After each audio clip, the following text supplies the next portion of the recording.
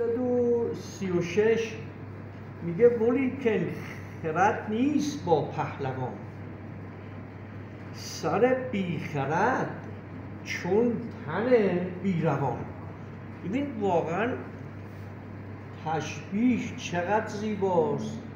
پهلوان هم اگر باشی خرد نداشته باشی اصلا به درد هیچ کاری نمیخوری. ارزش خرد در همه حالات این حماسه کاملا دیده میشه. یا نهار یا نخار که یا بعضی نسخه ها نوشتن تخار، بعضی نسخه ها نوشتن تخار، ولی خلا آقای خالقی مطلق نخار نوشته. در اینجا نخار واقعا بدترین راهنمایی داره میکنه دیگه، یعنی یه ذره واقعیت ها رو دستکاری میکنه و اون چی که هست نمیگه بلکه یه چیز دیگری میگه. بعد شاهنامه ببینید چقدر جالب اینجا گفته در بیتی که 339 هست یا بهتر از پایینیش. نگه کرد از افراز بالا نخار، به بیدانشی بر چمن کش خار.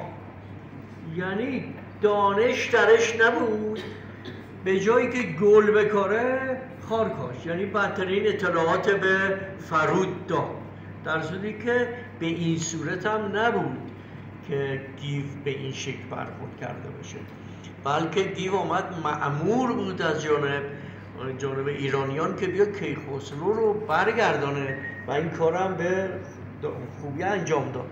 ببینید ما لابلای این اشعار ببینیم میخواد پیامد بیدانشیه بگه، پیامد بیخردیه بگه، پیامد عقده‌ای بودن آدم‌هایی که نرمال نیستن و در جاهای خاص جامعه قرار میگیرن و موجب چه گرفتاری هایی میشن. این مسئله باید سلامت روان رو داره اینجا شاهنامه اصلا پویسر هم داره میگه. در صفحه بعد هم چند تا مطلب هست که باز باید نیست گفته بشه.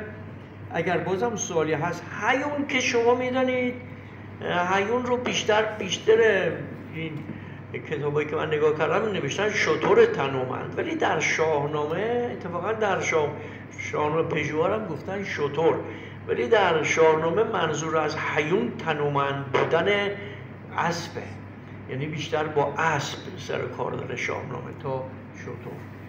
نه که شتر نباشه، این هیون به اسب تنومند و قوی گفته میشه که دقیقا شما میبینید در کجاست.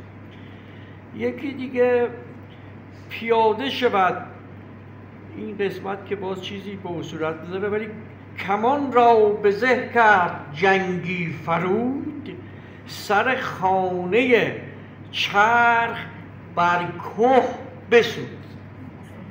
ببینید خانه یعنی اون جایی که چله کمانه که تیر، منظور اون خانه نیست که ما به عنوان سرای در نظر داریم. اینجا خانه یعنی اون چله کمان یا خانه کمان، بهتر هست اون رو بگیم خانه کمان.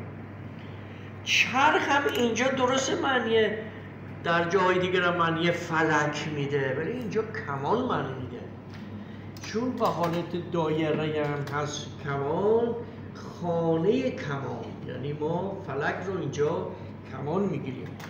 بعد میگه بسود یعنی آزمایش کردن. ببین فرود آمد قبل از اینکه تیرش برای گیو پرتاب کنه، دیدین مثلا تیراندازا اول مثلا میخوان به سیب بزنن نمیزنن، یه جایی میزنن آزمایش کنن ببینن این تفنگه یا این تیره درست کار میکنه یا نه. اول میزنه به کوه فرود، آزمایشش میکنه. ببینید بسود یعنی آزمایش کردن. میگه وقتی تیر گذاشت میانه چله خانه کمان، یکی تیر فرستاد به کوه ببینه کار میکنه یا نه، بعد تیر رو انداخت برای گیو. یکی دیگه گواژه است که خیلی ازش صحبت شده تا حالا در رابطه با گواژه. خوش آمدی آقای سمن. در رابطه با گواژه خب یعنی مسخره کردن، یعنی طعنه زدن. خب خیلی هم زیاد در شاهنامه این گواژه آمده. بالاترینش هم که چند بار گفتیم نبرد اشکبوس با رستم یکی از بهترین جاهای گواژه است که به یکدیگر هر دو به یکدیگر طعنه میزنن یا مسخره میکنن. از کلمات دیگری که اینجا به نظر من میرسه دیگه چیزی به اون صورت نیست. اگر شما لغتی چیزی که خوندین بفرمایید. بیت شماره 343 بله. اینو من اومدم بخونم. سپورت معنی نمیده با توجه به قافیه، خورد و سپورت باید باشه.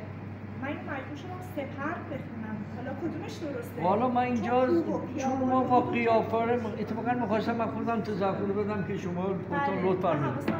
ببین چون خورده همه اینا سپورت باید بخونیم. آخه به لحاظ بله به لحاظ بله ببینید ما به خاطر قافیه و وزن رو داریم. او سپرده. بله ببینید میگه که این که الان همون خانم خان به این شکل بود. بسی بی پد اینه میفرمایید دیگه.